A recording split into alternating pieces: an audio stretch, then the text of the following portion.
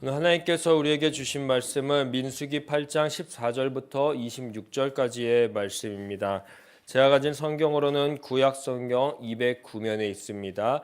민수기 8장 14절부터 26절까지 말씀 한 절 한 절 교독하신 뒤에 맨 마지막 26절은 다 함께 합독하도록 하겠습니다.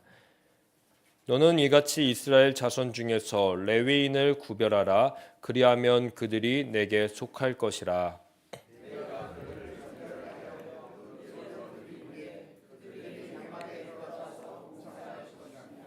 그들은 이스라엘 자손 중에서 내게 온전히 드린 바 된 자라.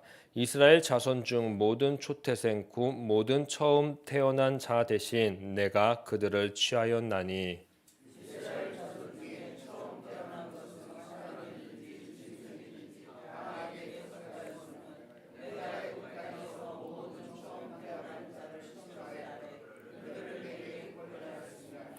이러므로 내가 이스라엘 자손 중 모든 처음 태어난 자 대신 레위인을 취하였느니라.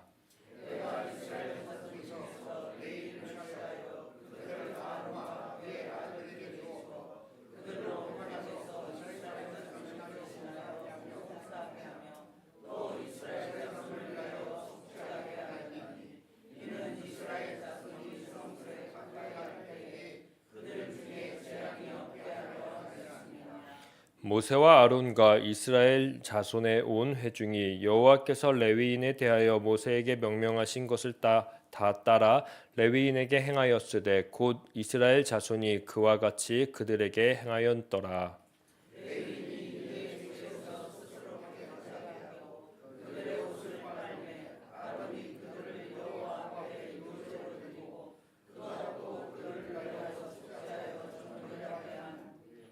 후에 레위인의 회막에 들어가서 아론과 그의 아들들 앞에서 봉사하니라.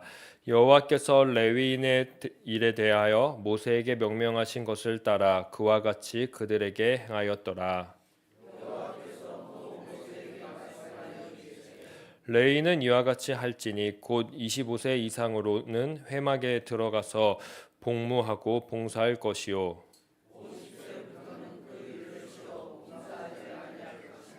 그들의 형제와 함께 회막에서 돕는 직무를 지킬 것이요 일하지 아니할 것이라. 너는 레위인의 직무에 대하여 이와 같이 할지니라. 아멘. 오늘 우리들의 삶 가운데에 겸손히 주를 섬기는 오늘 하루 되시기를 간절히 축복합니다. 겸손이 무엇일까 한번 국어사전을 찾아보았습니다. 그런데 이렇게 나와 있더라고요. 남을 존중하고 자기를 내세우지 않는 태도가 바로 겸손이다라고 이야기를 합니다. 그걸 우리의 삶에 적용하면은 우리들의 이름, 우리들의 모습이 드러나지 않고 우리들을 통해서 하나님만 증거되고 하나님만 보여주고 내 이웃을 높여주는 것이 겸손이겠다라는 생각을 해보았습니다. 이와 같은 겸손이 오늘 우리들의 삶 가운데 잘 묻어나고 잘 증거되는 하루 되시기를 간절히 축복합니다. 오늘 말씀을 읽어보았습니다. 마치 민수기 3장에서 언급했던 그 레위인들이 다시 한번 나타나고 다시 한번 강조되는 것 같습니다. 어찌되면 민수기 3장의 이야기가 8장에 와서 다시 한번 반복되는구나 라고 이야기를 할 수 있겠습니다. 하나님께서 우리에게 강조해주고 싶구나라는 그러한 생각으로 접근할 수도 있습니다. 허나 3장에서는 레위인의 선택한 이유에 대해서 이야기를 하고 있습니다. 하나님께서 이스라엘의 모든 장자를 대신하여 레위인을 선택하셨고요. 그리고 그들에게 사명을 제시하는 장이 바로 민수기 3장입니다. 그렇습니다. 민수기 3장은요. 레위인의 선택된 사건을 다루고 있는 장이고요. 오늘 우리가 함께 읽은 민수기 8장은요. 실제 봉사할 수 있도록 정결하게 하는 절차와 모습을 다룹니다.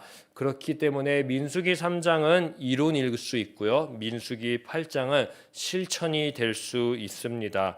그렇다면 오늘 이 민수기 8장은 오늘을 살아가는 우리에게 어떤 실천을 부탁하고 있을까요? 어떤 삶을 살아가라고 용기를 또 붙돋아 주고 있을까요? 어제의 말씀에 이어 레위인은요, 하나님이 선택한 백성입니다. 하나님께 드려진 사람입니다. 그러기에 가장 중요한 실천은 6절과 7절에 나와 있듯이 그것이 강조하듯이 정결입니다. 레위인은 정결, 깨끗함이 유지되어야 합니다. 오늘 우리가 함께 읽은 14절에서도 똑같이 강조합니다. 레위인은 구별된 존재입니다. 하나님께 속한 존재입니다. 하나님의 것입니다. 하나님의 것이니까 하나님의 속성이 가장 잘 드러나고 가장 잘 나타나야 됩니다. 하나님의 속성이 무엇입니까? 내가 거룩하니 너희도 거룩하라라고 말씀하셨던 것처럼 거룩, 정결, 구별된 존재입니다. 이 삶을 레위인들이 살아가야 되는 것입니다. 저는 이러한 모습을 자기 정체성 발견이라고 한번 생각해 보았습니다. 우리는 누구입니까? 우리는 어떤 존재입니까? 하나님이 먼저 구별했고 불러낸 하나님께 속한 존재입니다. 그렇습니다. 이 정체성이 바로 서야지요. 우리들의 삶의 현장에서, 실천의 현장에서 하나님이 우리에게 부여한 자기 정체성의 삶을 바르게 살아갈 수 있습니다. 자기 정체성 발견은 굉장히 그래서 중요합니다. 어디서 그럼 이 자기 정체성, 내가 누구인지, 우리가 누구인지 발견할 수 있을까요? 오늘의 일상으로 따지면은 저는 이 새벽 기도회라고 생각을 해 보았습니다. 하나님께 온전히 드려야겠다. 하나님께 오늘 한 날을 온전히 드리고 시작해야겠다 한 이 요제와 같은 새벽 기도 시간에 우리의 정체성을 꼭 발견해야 합니다. 나는 거룩한가? 나는 정결한가? 나는 하나님께 정말로 구별될 삶을 날마다 살아가고 있는가? 이 삶은 과연 어떤 삶일까? 오늘 이 삶을 또 잘 살아갈 수 있을까? 그럼 이 삶을 살아가기 위해서 내게 필요한 것은 과연 무엇일까? 기도하면서 말씀을 또 찾으면서 읽으면서 계속 나의 삶을 점검해야 합니다. 이렇게 자기 정체성을 발견한 자만이 15절과 같이요, 좀 더 거룩에 가까운 삶을 살아갈 수 있습니다. 그 삶을 어떻게 표현했습니까? 회막에 들어가는 삶, 회막을 살아가는 삶으로 표현하고 있습니다. 그런데요, 이 회막의 삶은요, 그리 쉬운 삶이 아닙니다. 정결해졌다는 것, 처음 난 것을 대신한다는 것, 하나님께 속하고 구별됐다는 것은요, 분명 좋은 일입니다. 본받을 만한 일입니다. 뽐낼 만한 일도 됩니다. 그런데요, 그 뒤에는요, 큰 책임이 따르고 있음을 우리는 기억하고 있어야 됩니다. 하나님과 가까워졌고 하나님의 임재에 둘러싸여 있고 성령이 충만하고 대표자라고 해서요, 17절 이스라엘이 애굽 땅에서 살던 시절을 잠시 기억하게 합니다. 그리고 나서 이야기를 합니다. 첫째에게 부여된 장자의 권리, 그리고 결정권자의 권리, 리더자의 권리, 누군가에게 명령하고 가르치는 자의 삶이 회복되거나 그 삶을 살아갈 수 있다라고 이야기하지 않습니다. 반대로 이스라엘이 애굽에서 나올 수 있었던 결정타가 무엇입니까? 첫째, 희생입니다. 그 희생의 삶을 계속 레위인들이 살아가야 된다라고 이야기하고 있습니다. 그렇습니다. 하나님께 구별되었다, 하나님께 속했다, 정결하게 됐다, 하나님의 임재에 가득 찬 삶을 나는 살아간다, 나는 성령 충만한 삶을 산다라는 것은요, 하나님께 부름받은 곳에서 묵묵하게 희생의 삶을 하루하루 살아가는 것입니다. 우리는 하나님께 구별되었고 속했습니다. 하나님의 임재도 성령의 충만함도 늘 겸응하고 정결을 유지하기 위해서 하루하루 살아가는 거룩한 자입니다. 그럼 이제 내 삶에 똑똑똑하고 물어보아야 됩니다. 하나님께 부름받은 곳에서 나는 어떤 삶을 살아가고 있는지 물어보아야 합니다. 거룩에 가까운 사람은요, 묵묵히 희생하는 삶을 살아갑니다. 이 희생의 삶을 민수기 8장은 뭐라고 이야기하는 줄 아십니까? 바로 봉사라고 이야기를 합니다. 어떤 봉사를 하면서 묵묵하게 살아갈까요? 이 봉사는 19절에서 해답을 찾을 수 있는데 이 19절 말씀 함께 합독해 보도록 하겠습니다. 내가 이스라엘 자손 중에서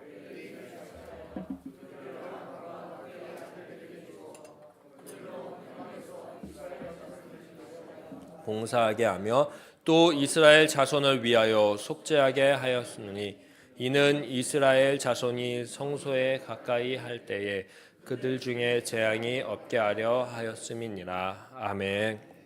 크게는 두 가지 봉사를 하는 것을 우리는 알아차릴 수 있습니다. 첫 번째로 이스라엘 자손을 대신하여 봉사한다라고 이야기를 합니다. 즉 대신의 삶을 지금 레위인들이 살아가는 것입니다. 대신의 삶을 봉사하며 희생하며 레위인들이 살아가는 것입니다. 두 번째 희생 봉사는 어떤 삶일까요? 이스라엘 자손이 부정에 가까운 삶을 살아갈 수 있게 돕는 자가 아니라 그 반대의 성서와 가까운 삶, 즉 정결의 삶을 살아갈 수 있게 중보의 삶을 살아가라라고 이야기를 하고 있습니다. 이 두 가지의 희생, 이 두 가지의 봉사를 레위인들이 하고 있는 것입니다. 사랑하는 구별된 우리 장로님, 거룩한 권사님, 하나님께 속한 집사님, 하나님의 임재 앞에 나온 거룩한 성도님들, 우리는 무엇으로 구별, 거룩, 속함, 임재를 하루하루 증거하면서 살아가고 계십니까? 민수기 8장은요, 대신 살아주는 삶으로 증거하라라고 이야기를 하고 있습니다. 민수기 8장은요, 부정을 부각하는 삶이 아니라 거룩함을 더 나타내는 삶으로, 그 삶으로 중보하며 나아가라고 우리에게 부탁하고 있습니다. 우리의 삶을 한번 잘 뒤돌아보시기 바랍니다. 우리들은요, 너무 많은 말로요, 너무 많은 이야기들로요, 거룩을 부정으로 바꾸며 하루하루 살아가며 상처 주며 살아가는 것 같습니다.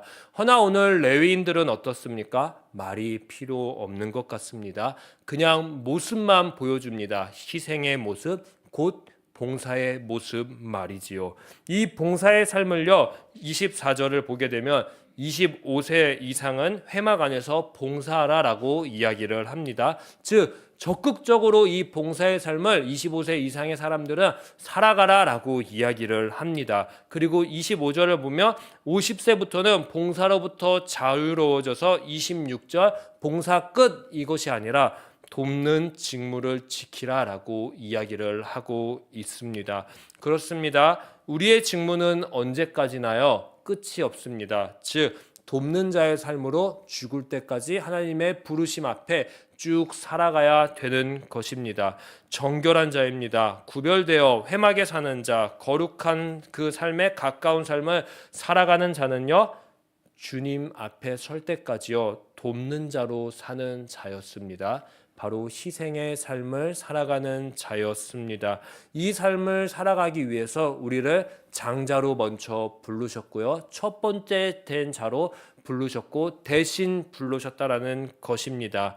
이 삶에는요, 말이 필요 없습니다. 언제까지나 누군가 거룩히 살아갈 수 있게 묵묵히 희생, 봉사, 돕는 자의 삶을 살아갑니다. 이 삶을 우리에게 부탁하셨습니다. 바로 우리가 이런 존재입니다. 누군가를 돕는 존재, 누군가를 일으킬 수 있는 존재, 누군가의 삶을 대신 살아갈 수 있는 존재가 바로 저와 우리들입니다. 이 삶을요, 날마다 살아가시기를 간절히 축복합니다. 이 삶을 위해서 오늘 하나님께서 우리에게 숨을 불어 넣어주신 거고요, 새날을 허락해 주신 것입니다. 그러니 오늘 기도할 때요, 내가 할 수 있는 희생은 무엇인가? 내가 할 수 있는 봉사는 무엇인가? 내가 할 수 있는 도움이 무엇인가? 하나님 앞에 기도해 보십시오. 하나님의 말씀을 찾아 보십시오. 그러면 분명히 오늘 나의 삶 가운데에서 희생, 봉사, 도움의 영역들이 밝히 드러날 것입니다. 그 드러난 것을 무시하지 마시고 이제 내 것으로 끌어안고 돕는 자의 삶을, 거룩히 살아가는 삶을 오늘 내 삶에 묵묵히 살아가시기를 간절히 축복합니다. 기도하도록 하겠습니다. 하나님, 우리에게 도움의 삶을, 우리에게 희생의 삶을 살아갈 수 있게 해주셔서 감사합니다. 주님, 이 삶은요, 축복이었습니다. 왜냐하면 내가 누구인지, 내가 어디로부터 왔는지, 내가 어떤 사람인지 알 수 있기 때문입니다. 저는 하나님 앞에 부름받은 자이고요, 하나님의 말씀으로 거룩하게 된 존재입니다. 이 삶을 끝까지 살아갈 수 있게 주님, 돕는 자의 삶을 살아가게 하여 주시옵소서. 혹여나 이 희생, 봉사, 도움의 삶을 살아가다가 내 삶이 쓰러지거나 지칠 때가 있을 수 있습니다. 그럴 때 다른 누군가의 희생과 봉사의 도움으로 일어설 수 있는 우리 시냇가 에셀나무 교회 될 수 있게 하여 주시옵소서. 그래서 서로가 서로 끊임없이 유기적으로 도와가고 희생하고 봉사하면서 하나님의 거룩한 하나님의 임재가 강력하게 성령의 충만함이 있는 교회 될 수 있게 하여 주시옵소서. 감사하며 이 모든 말씀 예수님의 이름으로 기도합니다. 아멘. 하늘에 계신 우리 아버지, 아버지의 이름을 거룩하게 하시며 아버지의 나라가 오게 하시며 아버지의 뜻이 하늘에서와 같이 땅에서도 이루어지게 하소서. 오늘 우리에게 일용할 양식을 주시고 우리가 우리에게 잘못한 사람을 용서하여 준 것 같이 우리 죄를 용서하여 주시고 우리를 시험에 빠지지 않게 하시고 악에서 구하소서. 나라와 권능과 영광이 영원히 아버지의 것입니다. 아멘. 오늘 이 시간에는 두 가지 기도 제목을 가지고 함께 기도하겠습니다. 첫 번째로는 우리는 지금 새생명 전도 축제의 기간을 지내고 있습니다. 주님, 우리 시냇가 에셀나무 교회를 통해서 새 생명에게 새로운 삶이 부여될 수 있게 하여 주시옵소서. 예수 그리스도의 이름이 그 복음이 전파될 수 있게 하여 주시옵소서라고 중보해 주십시오. 그리고 오늘의 말씀을 기억하면서 주님, 내가 대신의 삶을 살아갈 수 있게 하여 주시옵소서. 거룩의 삶을 전하며 중보하는 삶을 살아갈 수 있게 하여 주시옵소서 라고 우리 주여 한번 외치신 뒤에 합심해서 기도하도록 하겠습니다. 주여, 사랑과 은혜가 많으신 주님, 우리들의 삶 가운데에